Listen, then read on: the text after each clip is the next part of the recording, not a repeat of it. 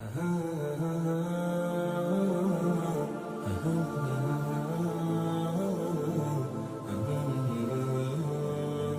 تبارک و تعالی نے فرمایا تمام عبادتوں کا ثواب ملائکہ کے ذمہ اللہ تبارک و تعالی نے لگا دیا کہ بھئی اگر کوئی نماز پڑھے گا تو اس کو اتنا ثواب دیا جائے گا، اگر کوئی صدقہ کرے گا تو اس کے بدلے اس کو اتنا ثواب دیا جائے گا، کوئی بھی نیکی کرے گا، بھلائی کرے گا، کچھ بھی کرے گا، اللہ تبارک و تعالی نے ملائکہ کو مقرر کر دیا ہے ہر عبادت پر کہ فلاں شخص، کوئی بھی شخص ہو کہ جو یہ عبادت کرے گا اس کو اس کے مطابق جو ہے وہ ثواب دیا جائے گا۔ لیکن ایک حدیث مبارکہ حضور علیہ الصلوۃ والسلام نے فرمایا کہ اللہ تبارک و تعالی ارشاد فرماتا ہے کہ الصوم لی وَأَجْزِي بِهِ، یعنی کہ روزہ میرے لیے ہے اور اس کی جزا بھی میں ہی ہوں۔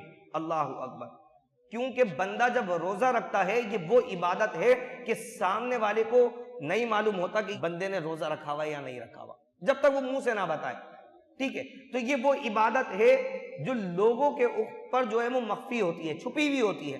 اس میں اللہ تبارک و تعالی نے فرمایا کہ روزہ میرے لیے رکھا جاتا ہے اور اس کی جو جزا ہے، ثواب ہے، اللہ تبارک و تعالی نے فرمایا میں خود اس کا ثواب جو ہے وہ عطا فرماؤں گا۔ اللہ اکبر۔ اب اس کا ثواب کتنا اللہ تبارک و تعالی فرمائے یہ اللہ تبارک و تعالی اس کے پیارے حبیب صلی اللہ تعالی علیہ وسلم جانتے ہیں۔ کیوں؟ اور ایک اور وجہ یہ ہے کہ یہ عبادت ایسی ہے کہ جس کے ذریعے بندہ اللہ تبارک و تعالی کے زیادہ قریب ہو جاتا ہے۔ جب روزہ رکھتا ہے بندہ تو اس کے ذریعے اللہ تبارک و تعالیٰ کا بندہ قرب حاصل کرتا ہے، بندہ اللہ تبارک و تعالیٰ کے قریب ہوتا ہے۔ اس وجہ سے اللہ تبارک و تعالیٰ نے فرمایا کہ روزہ میرے لیے ہے اور میں ہی اس کی جزا دوں گا۔ آپ دیکھیں بندہ وضو کرتا ہے، پانی حلق تک آتا ہے، اب کوئی نہیں دیکھ رہا، اگر تھوڑا سا پانی اتار لے گا کیا خبر کسی کو، ہاں پیاس بھی بجھ جائے گی، سکون بھی مل جائے گا، گلا بھی ٹھنڈا ہو جائے گا۔